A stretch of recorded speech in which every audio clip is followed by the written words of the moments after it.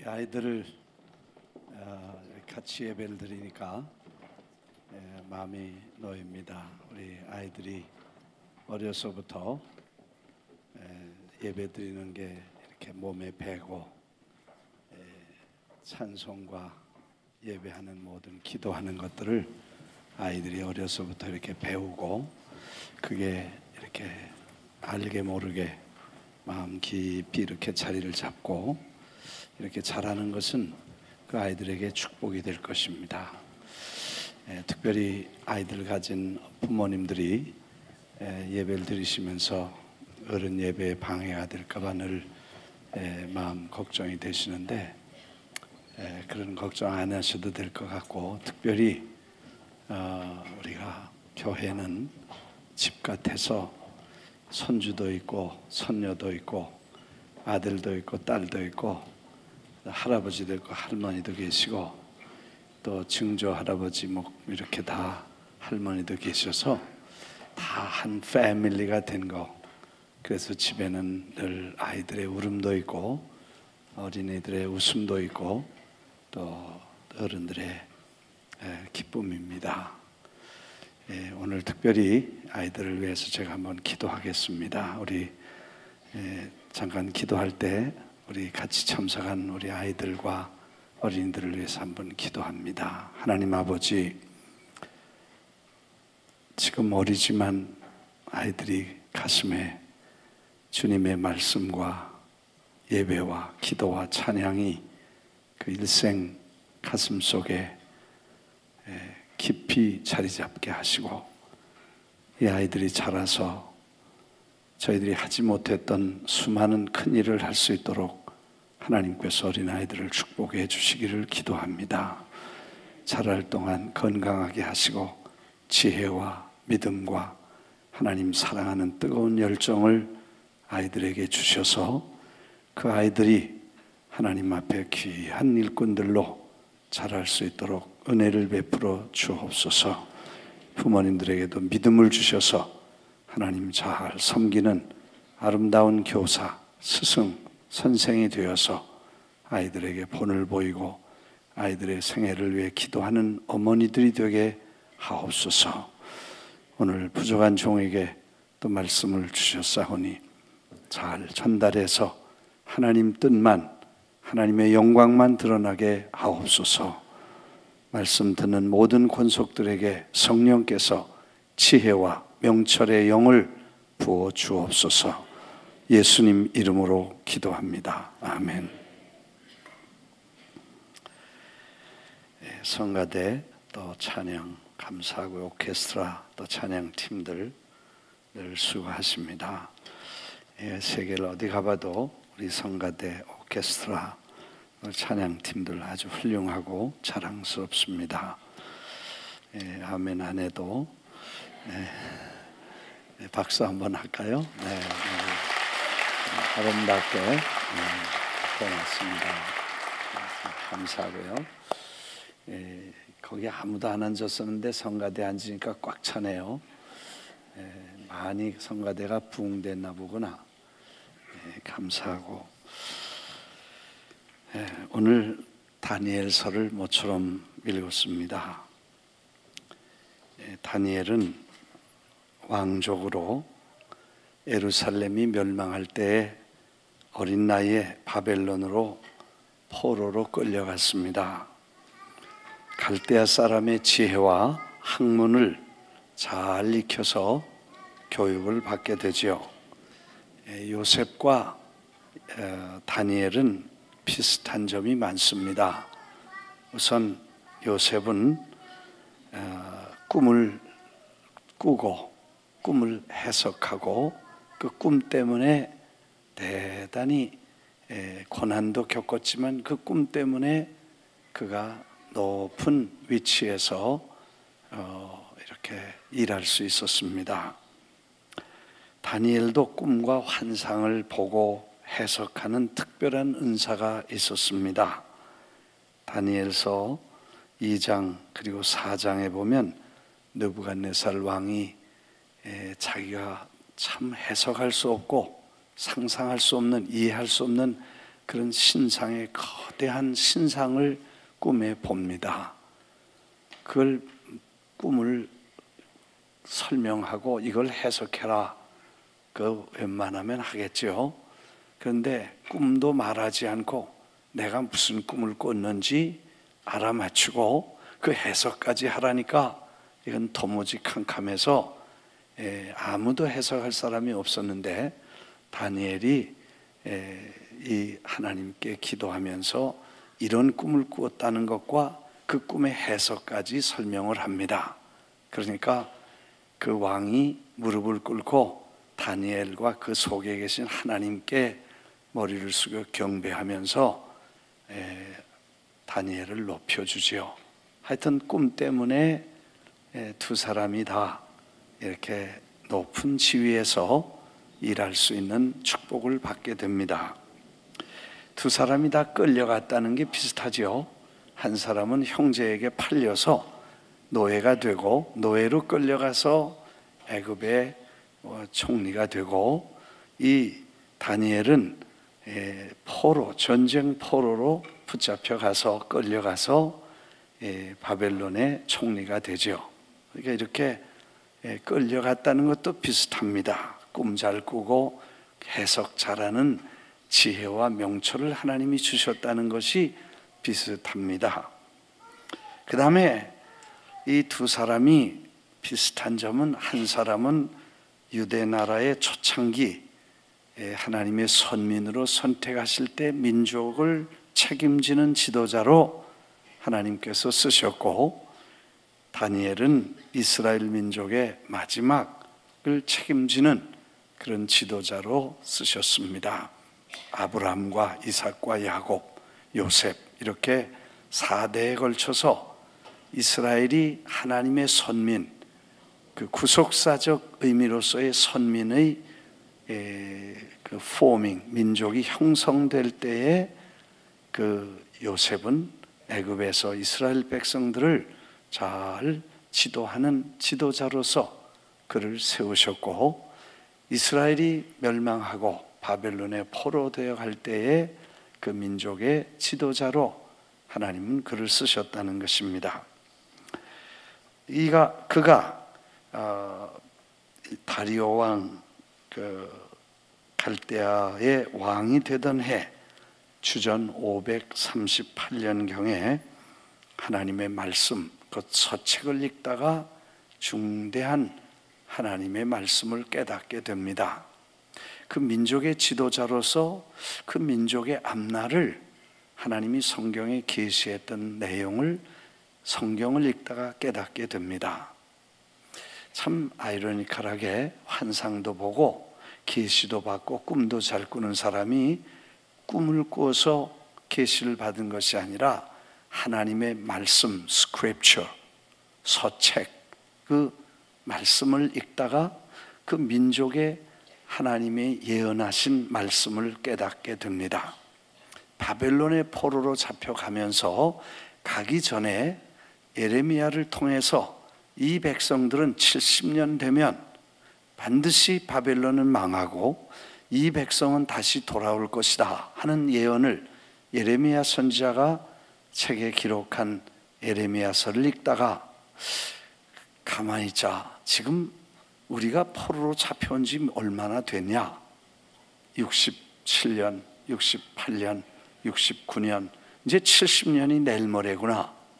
그렇다면 이 민족을 하나님께서 해방시키시고 바벨론을 무너뜨리신 하나님이 이 백성이 곧 고토로 돌아가서 예루살렘을 회복하겠구나 하는 큰 감동과 계시를 받게 됩니다. 사실 우리는 꿈을 꾸거나 계시를 받으려고 애를 쓰지만 기록된 말씀에 이미 주신 예언과 이미 주신 계시, 완전한 계시인 성경은 별로 그렇게 중요하게 여기지 않고 체험이나 이상이나 환상이나 계시를 받으려는 사람들이 가끔 있습니다. 가장 완전한 계시는 성경에 계시고 가장 확실한 예언은 성경 말씀인 줄 믿습니다. 그 성경을 읽다가 포로된 이스라엘 백성들이 70년이 차면 고토로 돌아와서 황폐한 예루살렘을 회복할 것을 예언하신 말씀을 감동과 계시로 성경에서 깨닫고 알게 됩니다. 그때부터 시작해서 사실 다니엘은 특별한 기도를 시작합니다. 우리 그 계시가 어떤 계시를 봤는가 하는 것을 한번 찾아보겠습니다. 에레미야서 25장, 성경 찾아서 에레미야 25장,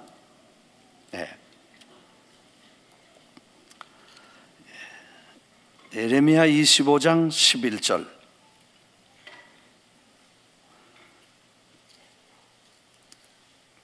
구약 성경, 제가 가진 성경에는 1090페이지에 있는데 에레미야서 25장 10절 11절, 이 모든 땅이 폐허가 되어 놀랄 일이 될 것이며 이 민족들은 70년 동안 바벨론의 왕을 섬기리라.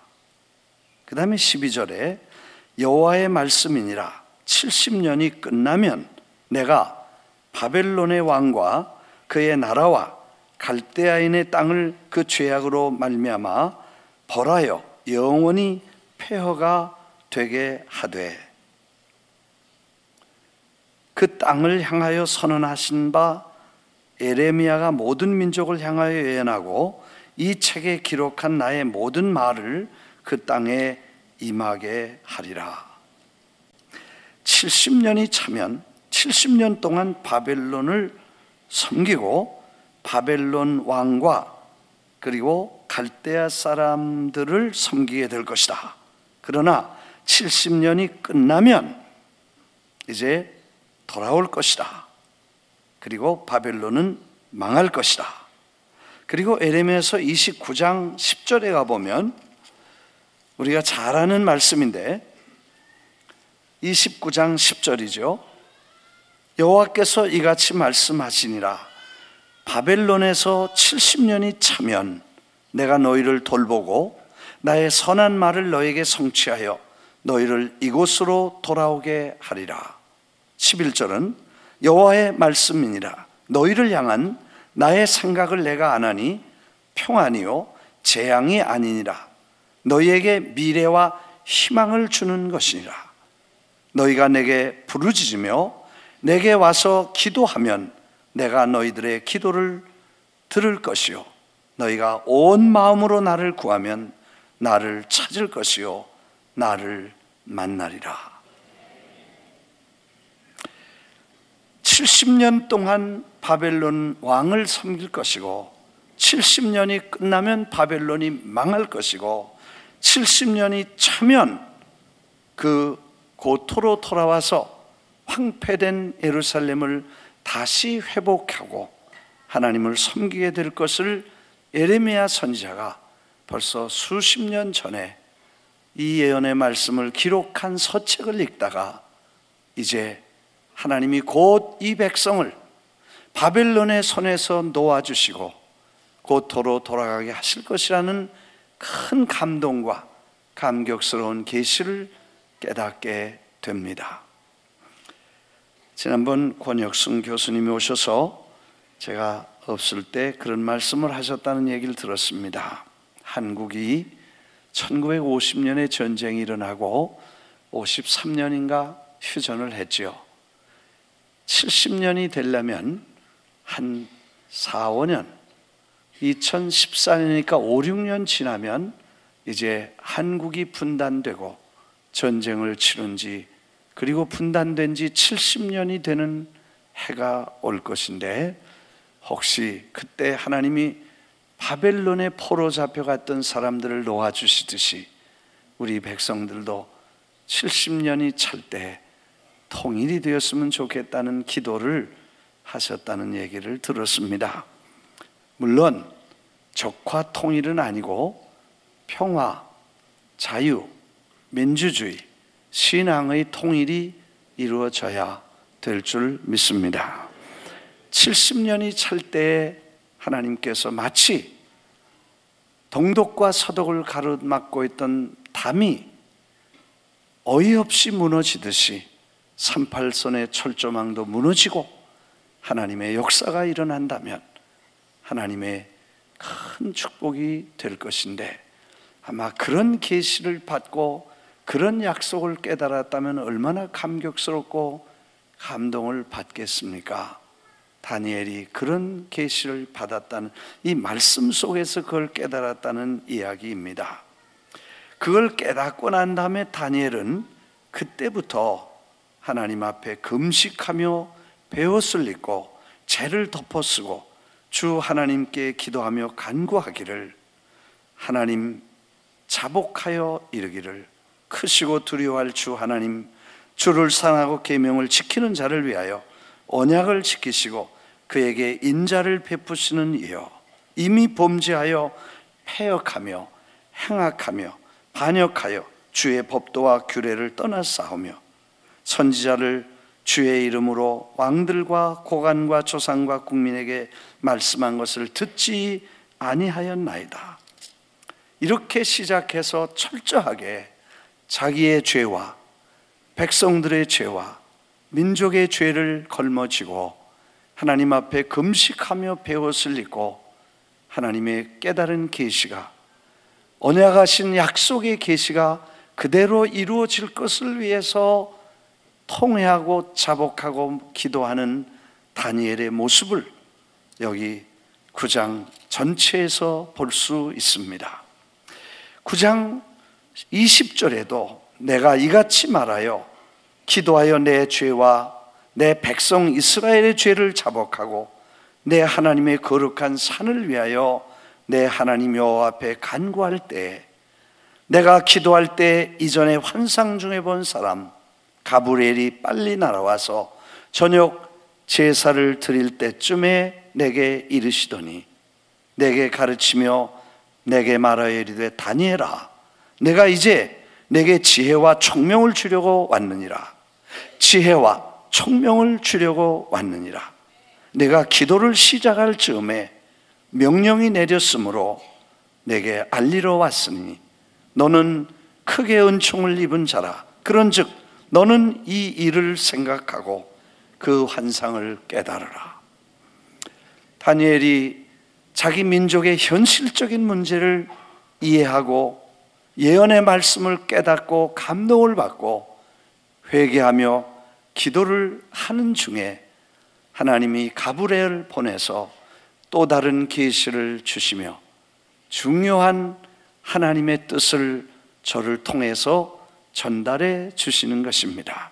이 다니엘이 이 받은 계시는 70일의 계시, 지금 이스라엘 백성들이 70년이 차면 하나님께서 그를 해방시키시겠다고 하는 내용과 함께 이걸 깨달은 것처럼 70일회가 되면 어떻게 될 것이며 메시아 기름 부음 받은 자가 초림할 시기와 예수 그리스도가 다시 오실 재림, 그 시간까지 긴 역사에 앞으로 될 일들을 계시해 주시는 계시를 받는 장면들입니다. 초림은 우리가 지났고 다시 오실 재림을 기다릴 때 그 한 일에, 그래서 이 우리가 다시 한번 성경을 보겠습니다.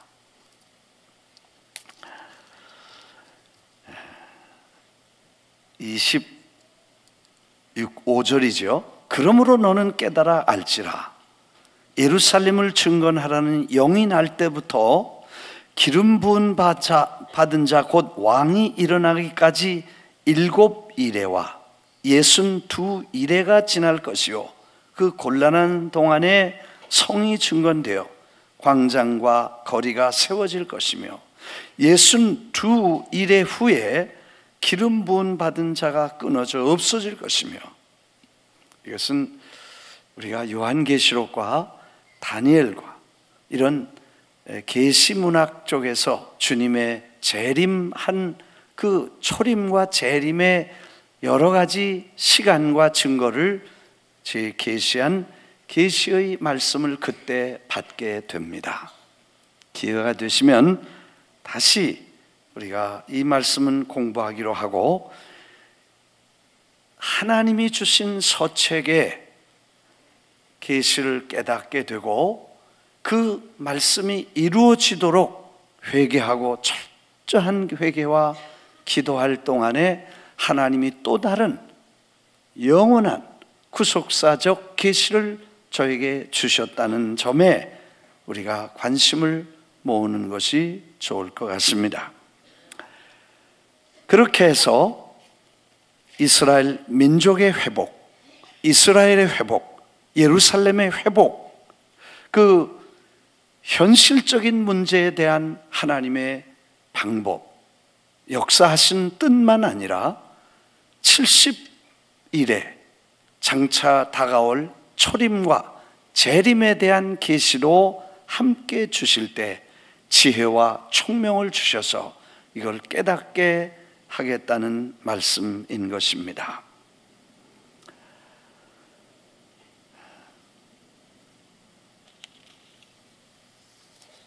일본의 선교 414 세미나를 마치고 돌아왔습니다. 한 300명, 350명 정도 일본 목사님들이 모이셨습니다. 일본은 기독교가 아주 약합니다. 아마 세계에서 가장 기독교 인구가 적은 나라 중에 하나일 것입니다. 1억 2,700만 명이 사는데 기독교인은 1%가 되지 않는다고 하니까 100만 명이 안 되는 것입니다. 교회가 몇이냐고 하니까 7,000개, 8,000쯤 된다고 하니까 7,000, 8,000명 목사님들이 계시다는 것입니다. 우리 교단에는 미국만 37,000명의 목사님들이 계신데 거기는 1억 7천만이, 1억 2천만이 사는데도 교회가 7,000개밖에 없다면 그 7,000명 목사님들 중에 350명이 모였다면 거의 5%의 지도자들이 모였다고 봐야 되겠습니다. 다른 데 가면 500명, 1,000명, 2,000명씩 모이는데 일본에는 350명 모이는 것도 대단한 모임이라고 자기들이 그렇게 말합니다. 놀랍게도 지난해 뱅콕, 금년에 뉴욕에 참여했던 7분의 젊은 목사님들이 일본을 위해서 우리가 414 이 컨퍼런스를 가져야 된다고 정말 기도하면서 대회를 열었습니다. 미리 몇 명 올 줄도 모르고 다 초청했는데 350명이 왔다고 기적같이 많이 모였다는 얘기를 하면서 좋아하셨습니다. 그리고 저를 초청하고 필리핀에서 그리고 일본에 계신 몇몇 지도자들을 초청해서 1박 2일 동안 컨퍼런스를 가졌습니다.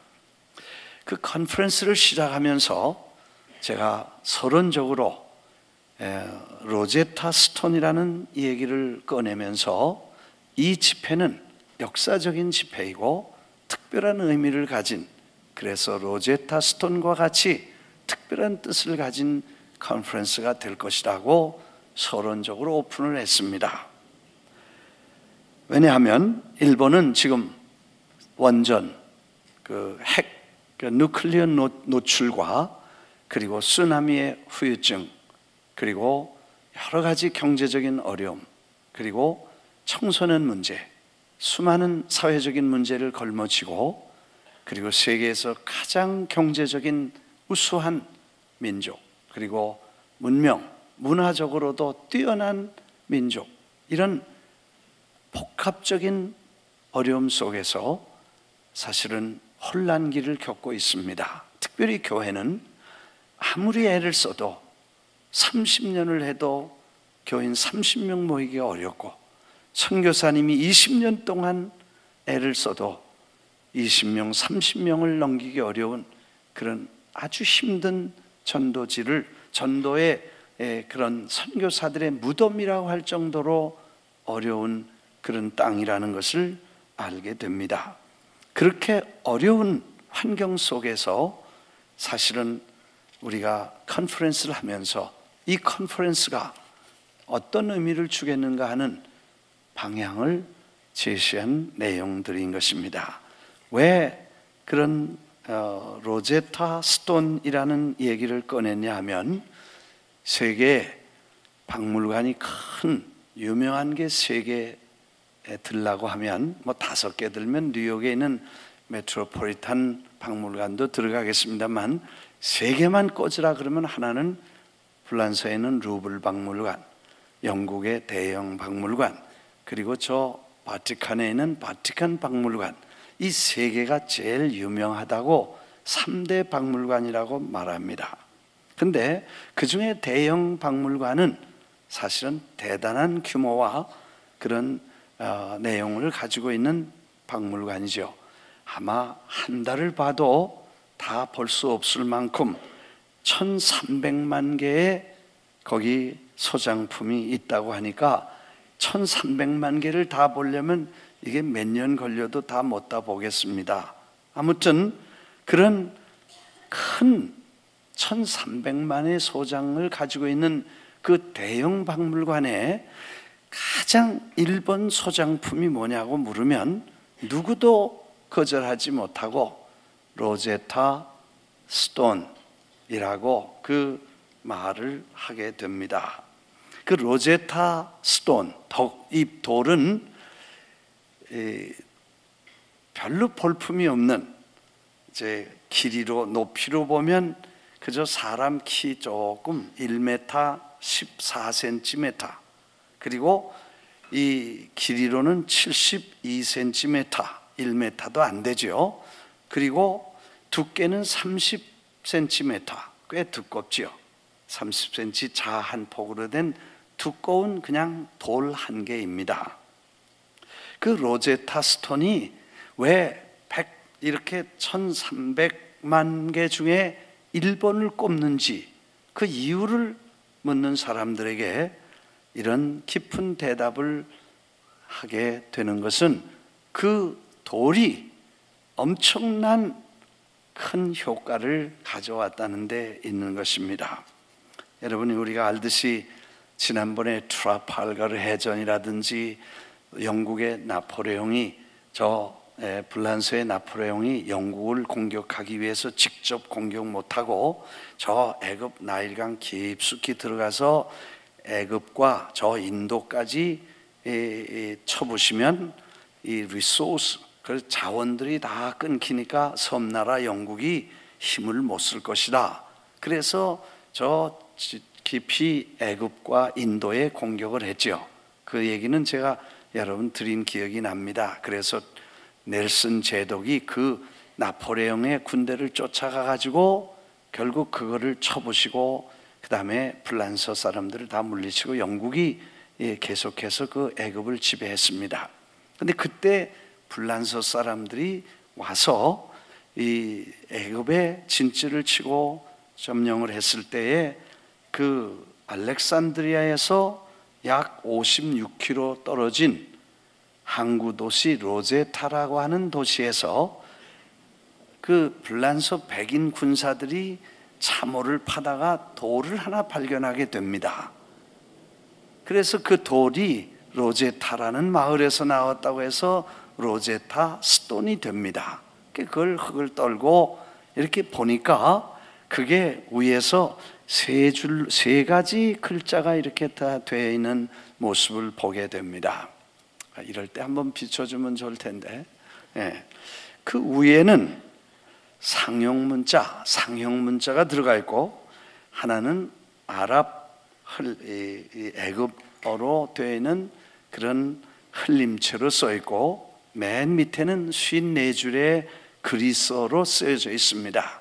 그러니까 3가지 언어로 쓰여져 있는데 2가지는 해석이 가능한데, 위에 있는 이 상형 문자는 도무지 지금까지 누구도 해석할 사람이 없었던 것입니다.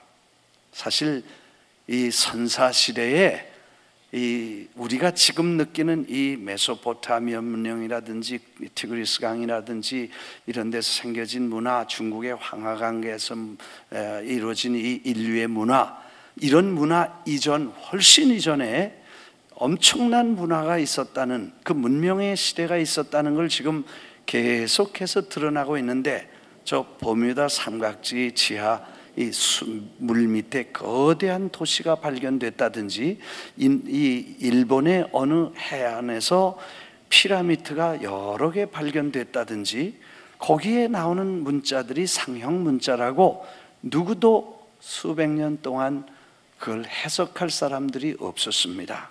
애굽의 그 엄청난 피라미드가 도대체 누구를 위해서, 누가 왜 이런 걸 만들었는지 글씨는 다 있는데 읽을 수가 없었습니다. 정말 깜깜한 답답한 시대를 오랫동안 보냈었습니다. 그래서 불란서 사람이 이걸 캐서 결국 복사본을 해서 불란서로 가져가고, 그 다음에 영국 사람이 와서 불란서 사람 내쫓고, 다시 영국이 애굽을 관리할 때에 그 돌을 영국으로 가져갑니다. 그래서 그 돌은 지금 영국 박물관에 있고, 불란서 사람들은 카피만 가지고 종이로 만든 탁본만 가지고 있는데, 그걸 누가 해석을 했냐 하면 그 상형 문자의 그 오리지널을 누가 해석을 했냐 하면 아주 대단한 석학이 하나 있었습니다. 불란서의 장 프랑소와 쌍폴룡이라는 한 사람이 어렸을 때 벌써 6살 때 읽고 쓰는 걸 다 끝내고 13살 때 모든 언어의 기본이라고 하는 산스크리트어를 이미 13살 때 다 배우고, 아랍어, 중국어, 페르시아어, 그리고 애굽어까지 13살에 다 통달을 했습니다. 랭귀스틱, 아마 이 언어학의 특수한 천재인가 봅니다.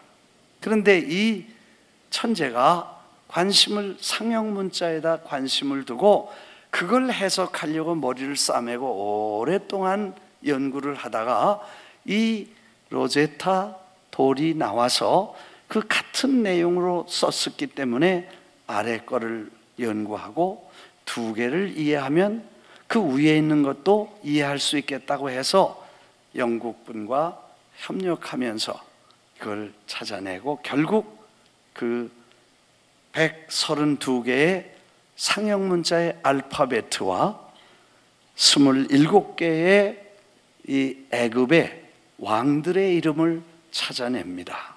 그래서 그때부터 그 오래 수천 년 동안 있던 애굽 문화, 그리고 그 피라미드에 감춰있던 신비, 그게 누구 무덤이고 그 사람들이 왜 그 무덤을 만들었으며 그 사람들이 무슨 생각을 했는지를 이해하는 결정적인 열쇠가 로제타 스톤이었던 것입니다. 사실 이 돌을 발견하는 것이 결국 거대한 새로운 세계, 그리고 지금까지 오랫동안 가지고 있던 질문의 해답을 가져오게 됐다는 뜻으로 로제타 스톤을 말하게 된 것입니다. 사실 일본은 대단히 심각한 문제를 지니고 있습니다. 우리가 일본 사람들이 그냥 문제가 아니고 신학적 문제를 가지고 있습니다. 일본 사람들은, 한국 사람들은 우리가 기독교인을 서민들이 믿기 시작했지만 일본은 지식층들이 믿게 됩니다. 일찍이 아주 지식층들이 기독교를 받되, 그래서 철학적으로 기독교를 받지 우리가 믿는 삼위일체 하나님이라든지 이런 데 그렇게 우리처럼 그렇게 믿지 않게 됩니다. 더군다나 일본은 수백만 귀신을 섬기는 다신 문화를 가지고 있기 때문에 기독교가 들어올 때 이 사람들이 자유주의 신학적인 리버럴한 쪽을 받아들였기 때문에 보수적인 신학을 갖지 못했습니다. 이게 심각한 신학적 문제가 있고, 그 다음에 일본 사람들은 굉장히 인텔렉츄얼하고 에모셔널하지 않습니다. 그 사람들은 속과 겉을 절대로 사람들에게 이렇게 다르게 표현하지 그 속에 있는 걸 다 이렇게 내놓지 않는다고 합니다. 그게 문화적으로 그렇게 됐어요. 모든 걸 이성적으로 생각하고 감정을 억제하는 민족성을 가지고 있습니다. 이게 내셔널 멘탈리티가 돼서 모든 사람들이 문화적으로 그렇게 되기 때문에 사실은 가슴이 뜨거워야 되고 지적으로는 냉정해야 되는데 냉정만 하고 뜨거움이 없으니까 신앙적으로 불이 붙지 않는다는 게 심각한 문제인 것입니다. 더군다나 일본은 이 어린아이들이 414너 학교에 들어가면 일본의 천황과 일본이라는 군국주의 국가를 숭배하는 아주 철저한 종교적 교육을 받게 됩니다. 그래서 사실은 이 일본의 기독교인들도 왜 여기까지 왔는지, 한국은 자기들보다 한 세기 늦게 기독교를 받아들였는데 어떻게 한국은 저렇게 부흥되고 한 세기 앞서 기독교를 받아들인 자기 나라는 1%가 안 되는 아직도 선교지에 머물러 있는지가 자기들도 이해할 수 없는 프러스트레이션이 있다는 것을 모든 사람들이 알고 있습니다. 그래서 과거도 캄캄하고 현재도 답답하고 미래도 암담한 그런 기독교의 어려움을 갖고 있기 때문에 이번에 414 세미나가 마치 이 로제타 스톤처럼 그런 과거와 현재와 미래의 모든 하나님의 계시와 대답을 성령의 도우심으로 지어 명초를 통해서 사람들이 깨닫게 되기를 바라는 마음으로 세미나를 했기 때문에 그런 이슈를 서론적으로 말씀을 드렸던 것입니다. 사실 그렇게 시작해서 세미나는 진행이 됐습니다. 놀랍게도 또 우연인지 이 로제타 스톤이, 로제타라는 단어가 2014년 11월에 많은 사람들의 입에 오르내리고 언론에 알려지게 됩니다. 그 로제타 프로젝트라는 것은 뭐냐 하면 저 혜성이라고 하는 달에다가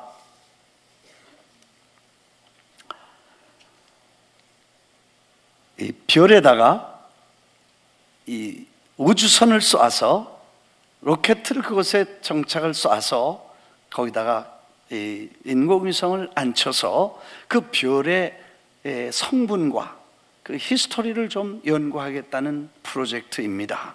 그래서 2014년 11월 이달이죠. 13일에 전 지구촌에 그 로켓이 그 별, 혜성이라고 하는, 우리말로 하는 혜성이고 또 아이들 말로는 꼬리별, 불꽃이 쭉 따라다니는 꼬리가 있다고 해서 꼬리별, 그리고 어떤 사람은 화살처럼 간다고 해서 화살별, 이런 별 이름을 가진 67P라고 하는 별에 이렇게 정착을 시킬 프로젝트를 시작합니다. 그 프로젝트 이름을 로제타 프로젝트라고 이름을 짓게 됩니다. 1969년 우크라이나의 과학자 추르모프 그리고 게라시멘코라는 두 사람이 이 66번째 혜성을 발견했기 때문에 실제 이름은 67P고 그 다음에 학명은 추르모프 게라시멘코라는 이름으로 그 별 이름을 정했습니다. 그래서 거기다가 별을, 이 로켓을 쏘아서 혜성을 탐사하게 되었던 것입니다. 2004년 3월 2일에 떠나서 10년 8개월이 걸려 그 별에 안착을 했다는 이야기가 방송을 통해 전 세계에 전달이 됩니다. 64억 킬로미터를 달려서 파일이라는 그런 위성을 품고 가서 그 별에 내려놓는데 그 별이 얼마나 빨리 가는지 총알에 뭐 몇십 배, 몇백 배를 빨리 간다니까 거의 안 보일 정도로 빨리 가는데 그 안 보이는 데다가 뭘 얹어 놓는다는 게 그게 얼마나 어렵고 지구처럼 뭐가 떨어지면 그냥 인력이 와서 붙으면 다행인데 그건 인력 자체가 없으니까 뭐 10만 분의 1인지 그 인력이 없으니까 뭐든지 오면 튀어나가니까 거기다 뭘 정착을 그렇게 총알같이 가는 데다가 거기다 뭘 갖다 얹는다는 게 이게 사실상 쉽지 않은데 그걸 해냈다는 그런 자부심과 그 자랑을 하는 모습들을 우리가 보게 됩니다. 대단한 그런 프로젝트였습니다. 그럼 왜 로제타 프로젝트라는 이름을 붙였는가? 가만히 생각해 보니까 지금 과학자들이 알고 싶은 것은 지구 생성의 원리, 그래서 지구와 이 우주계는, 이 은하계는 어떻게 생겼는가 하는 것을 알고 싶어서 그때 시작부터 있었던 이 혜성이 그때 있는 얼음과 먼지들이 차곡차곡 쌓이면서 그게 얼어붙어서 수백 년, 수백 년 동안 그대로 있기 때문에 그걸 파면 이 해석이 나올 수 있지 않겠는가? 특별히 지구에 있는 이 풍성한 물이 어디서 왔는가? 그게 거기서 오지 않았는가 하는 그런 조사를 위해서 이 어려운 프로젝트를 시작했다는 것입니다. 결국 거기서 온 결론은 물은 거기서 온 게 아니다, 뭐 그런 얘기가 나왔었습니다만, 아무튼 그런 걸 알고 싶어서 그 본질적인 문제를 풀어가고 싶어서 로제타라는 프로젝트로 이름을 명명했다는 것입니다. 사실 그런 이름으로 이런 프로젝트가 성공한 것을 감사하고 또 그 결과가 어떤 것인가 사람들에게 참 실망을 주었던 것은 그 별에서 이 물이 이리 오지 않았다는 게 드러나고 거기 이 지구와 전혀 다른 게 있다는 걸 알게 됐습니다. 난 좀 답답하더라고. 그걸 보면서 왜 성경 창세기 1장 1절 보면 다 나오는데 그걸 뭘 거기까지 가서 그걸 캐봐야 꼭 되나? 하나님이 태초에 하늘과 땅을 지으셨다. 그 다음에 2장에 별도 지으시고 달도 지으시고 해도 지으시고 다 그랬다 그냥 믿으면 될 텐데 그걸 뭘 가서 그걸 별똥별을 보고 그 별똥별 속에서 뭘 찾아봤자 똥밖에 나올 게 없는 건데, 그냥 무식하니까 내 이렇게 말하지만 하여튼 거기서 얻은 게 별로 없어요. 인류의 기원은 하나님이시고 우주의 창조주는 하나님이신 줄 믿습니다. 그래서 사실 그런 핵심 원리를 캐고자 하는 인간의 욕구가 있는데 서책을 떠나서 다른 데서 얻을 필요가 없고 하나님 말씀 속에서 하나님의 계시를 받고 거기서부터 문제가 해결되어야 모든 일이 해결되는 그 원칙은 사실 로제타는 결국 성경에서 나와야 되고 하나님의 말씀에서 나와야 될 줄 믿습니다. 그래서 일본의 과거와 현재와 미래를 어떻게 우리가 할 것인가를 연구하고 생각하면서 대회를 마쳤습니다. 마치고 나서 그 7명이 다시 모여서 What the next? 다음엔 뭘 해야 될까 하는 회의를 가졌습니다. 그리고 거기서 함께 얘기를 나누면서 놀라운 것은 그분들이 이 한 번의 회의로 컨퍼런스로 끝나지 않고 앞으로 어떻게 할 것인가를 생각하는 동안에 저희들이 앉아서 얘기를 들어보고 계획을 이렇게 짰습니다.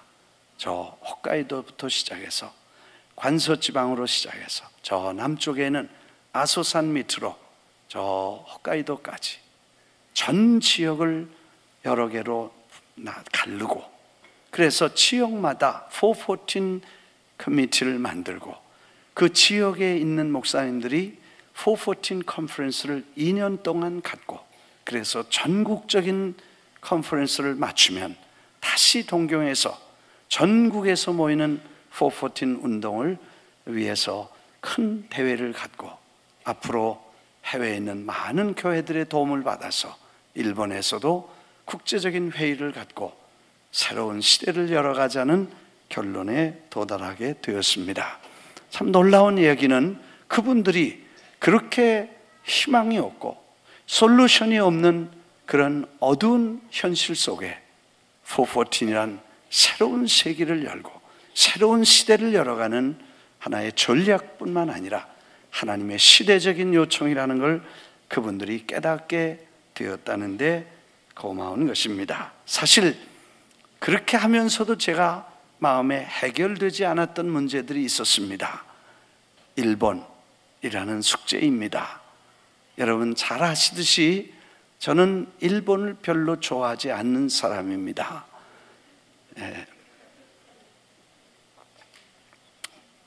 왜냐하면 과거의 역사를 부정하고 그리고 진실을 깨닫지 못하는, 그리고 지금도 헛소리하는 말을 마음에 좋아하지 않습니다. 위안부들은 돈을 받고 팔려왔다든지 전쟁을 잘못한 거 없다고 생각하는 그런 말하는 사람들 안 좋아해요. 아벤지 오벤지 하는 말 하는 얘기마다 정말 불쾌하기 그지없고 이걸 어떻게 그냥 놔둬야 되나 하는 생각이 늘 있어요. 그런데 이번에 제가 가서 영어를 강의를 하려고 생각을 했는데 통역을 준비했다고 그래요. 그래서 한국말로 하라 그래요. 그게 얼마나 편안한지 몰라요. 그래서 제가 영어를 안 하고 한국말로 하게 돼서 안심하고 통역을 만나봤어요. 설교 전에 통역할 분이 오셨는데 한국말을 잘하셔요. 근데 당신이 한국 사람입니까? 아니요, 저 일본 사람입니다. 일본 목사님이야. 그래서 제가 몇 마디 물어봤어요. 어떻게 일본 분으로 한국말을 배우셨습니까?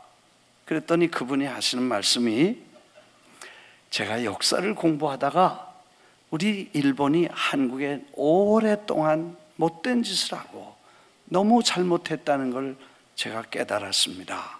그래서 회개하고, 회개의 열매가 뭔가? 회개는 성경에 보니까 열매를 맺으라고 했는데 그 열매가 뭘까? 하고 열매를 보여야 된다고 생각하니까 한국말을 배우기로 결심을 했다는 것입니다. 그리고 한국을 위해 기도하고 그 다음에 한국 가서 한국분과 결혼을 했습니다. 여러분, 한국분, 일본 사람이 한국분과 결혼하기 쉽지 않습니다.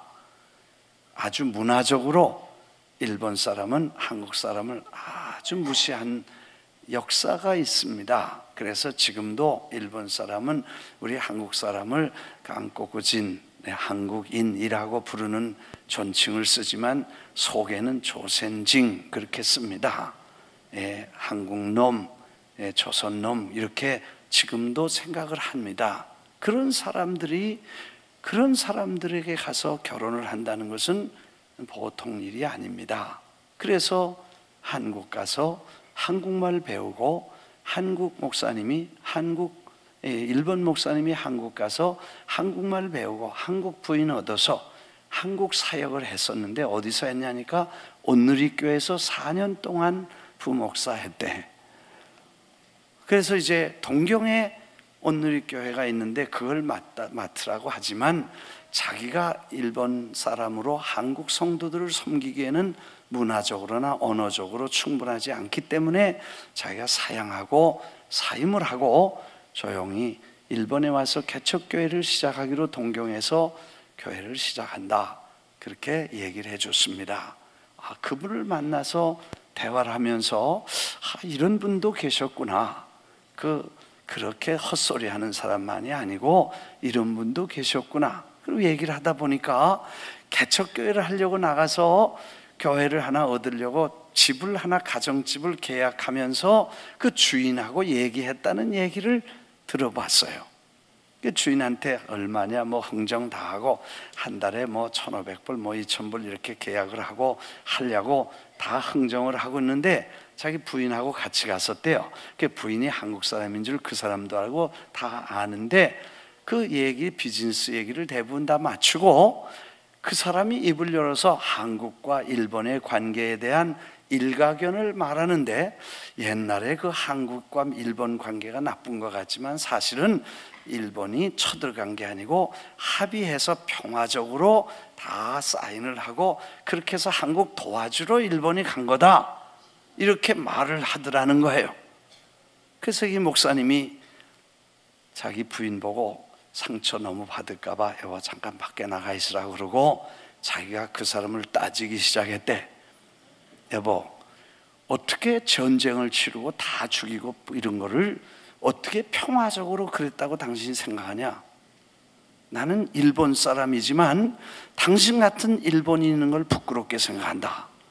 막 야단하고 거의 큰 소리를 쳤더니 그분이 아주 미안하게 됐다고 인사를, 사과를 정중하게 했다는 거예요.